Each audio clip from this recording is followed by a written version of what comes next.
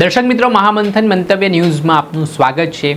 ભાવનગરના મફતનગર વિસ્તારમાં લુખ્ખા તત્વો વચ્ચે ચાલી રહેલી વોરના કારણે, બબાલના કારણે સામાન્ય ત્યાંના નિર્દોષ લોકો ભોગ બનતા હોય તેવી ઘટના સામે આવી રહી છે। ભાવનગરના અક્ષય પાર્ક રોડ પર આવેલા ખરે હનુમાન સામે મફતનગર વિસ્તારમાં અવાર તત્વો વચ્ચે અવારનવાર કોઈ બાબતના કારણોસર ધીંગાણું થાય છે, બબાલ થાય છે અને આ ઘટનામાં સામે એકબીજા પર હુમલાઓ પણ થતા હોય છે અને આ હુમલાઓના સંદર્ભમાં ત્યાંના સ્થાનિક રહીશો છે તેમના ઘરને નુકસાન થાય છે અને એક અરાજકતાનો માહોલ આ જે અસામાજિક તત્વો છે તે વિસ્તારમાં ઊભો કરતા હોય છે। આ પરિસ્થિતિના પગલે હવે જે ત્યાંના સ્થાનિકો છે તે રોષે ભરાયા છે અને જે ગઈકાલે એક વ્યક્તિના ઘરમાં પથ્થર મારવામાં આવ્યા સામસામે હુમલામાં અને તેમના ઘરે જે નુકસાન થયું તેને લઈને હવે તેઓ લડી લેવાના મૂડમાં જોવા મળ્યા।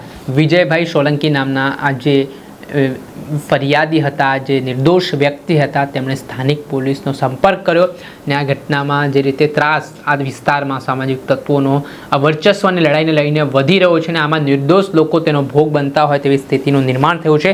ત્યારે આ ઘટનામાં જે વિજયભાઈની પતરાની દુકાન અને મકાન છે તેમાં નુકસાન પહોંચ્યું ને આ બાબતે તેઓ શું કહી રહ્યા? મારું નામ સોલંકી વિજયભાઈ હરજીભાઈ। અક્ષય પાર્ક રોડ ખરે હનુમાન ની સામે મફતનગર।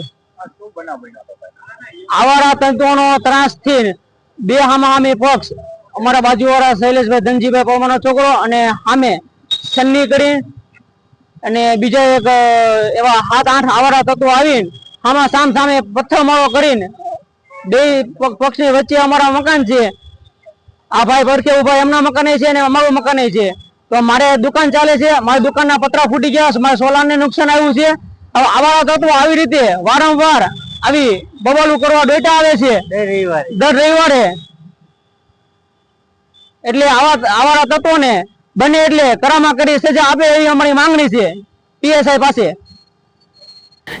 જે રીતે હવે આ ઘટના સામે આવી છે તે મામલે તેમણે સ્થાનિક પોલીસ અધિકારીને આ બાબતમાં ગંભીરતા દાખવીને આ જે દૂષણ ફેલાઈ રહ્યું છે તેને તાત્કાલિક ધોરણે નાબૂદ કરવા માટે અપીલ કરી છે અને આ મામલે હવે સ્થાનિક પોલીસ કઈ રીતના પગલાં લે છે તેમણે જે આરોપ કર્યા છે તે મુજબ જોવાનું રહ્યું કે ભાવનગર પોલીસ કાયદો અને વ્યવસ્થા જાળવવામાં હવે કેટલી તત્પરતા દેખાડે છે, કેટલી કટિબદ્ધતા દેખાડે છે। દર્શક મિત્રો, આ અહેવાલ દર્શાવી રહ્યા છે ભાવનગરથી અમારા સંવાદદાતા ફિરોઝ મલિક। આવા જ વિડીયો જોવા માટે મહામંથન મંતવ્ય ન્યૂઝ જોતા રહો, લાઇક કરો અને વધુમાં વધુ શેર કરો।